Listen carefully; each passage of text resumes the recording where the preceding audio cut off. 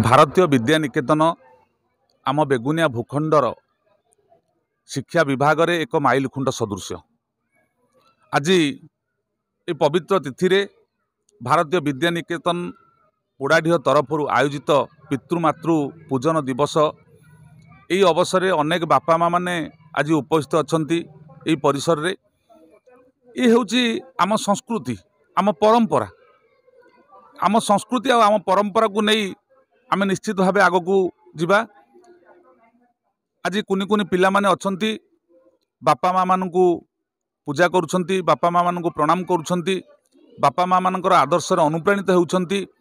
एमिति अनेक कार्यक्रम भारतीय विद्या निकेतन हाथ को नहीं विभिन्न समय सचेतनतामूलक कार्यक्रम करिछि, विभिन्न सांस्कृतिक कार्यक्रम करिछि, लोक मानकु चेतैबा भली किछि कार्यक्रम मध्य हाथ को नहीं विभिन्न प्रतियोगिता माध्यम पिला मानकु तांकर शैक्षिक वातावरण सहित सहशैक्षिक कार्यक्रम को मध्य आगक नहीं भारतीय विद्या निकेतन पोड़ाढ़ी। आमर ये भारतीय परंपरा आज बंची रही एमती अनेक अनुष्ठान द्वारा जहाँकि निश्चित भाव बापा माँ आउ गुरु एमाने होउछंती देवता।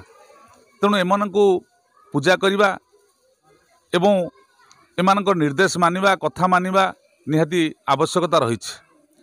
से माने मार्गदर्शक होई बापा माँ गुरु ए पिला मानकु समाज रे प्रतिष्ठित करांतु।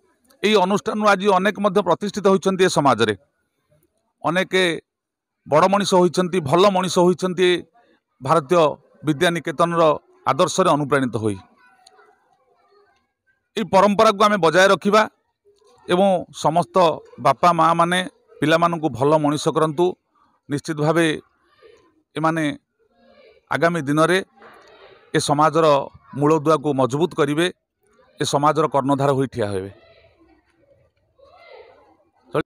आज जो कार्यक्रम है मातृपुत्र पूजन दिवस, यही दिवस रे पिला माने तांको माँ बापा मानू बहुत भल भाव पूजा कले आउ बहुत भल कार्यक्रम रखी जहाँकि देखा मात्रे आखिर लुह आसी जाइतिला।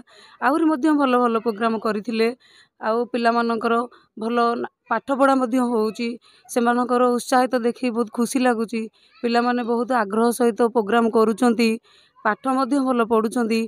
ये छोट छोट पिला माने आगु को जमी भल पाठ पढ़ी मनीष हेबे से माँ बापा मानकर बापा मानकर बहुत कर्तव्य मध्य रही। सबू छुआ माने जमी आगामी दिन को भल पिला होई बाहरिबे सबू बापा माँ मानकर मन रे बहुत आग्रह अच्छी।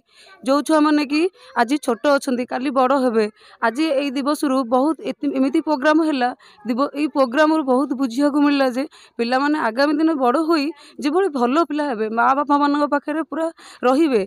दुख जमती न लगे जे आम छुआ मैंने आम ठार दूरे जाइछंती, जहाँकि बहुत खुशी लगे छुआ मानू निज वृद्धावस्था पाखरे देखिकी जहाँ आज आम एठार देखिले सबू बापा माँ मैंने देखिक से मन में भावतु जे आम छुआ मानू भल मनीष करवा, भल पाठ पढ़ेबा, से भल योग्यता करवा आउ भगवान एतिकी प्रार्थना करवा जे छुआ मैंने जेपरी भल मनीष होई आम आगे ठिया होइथिबे सब दिन।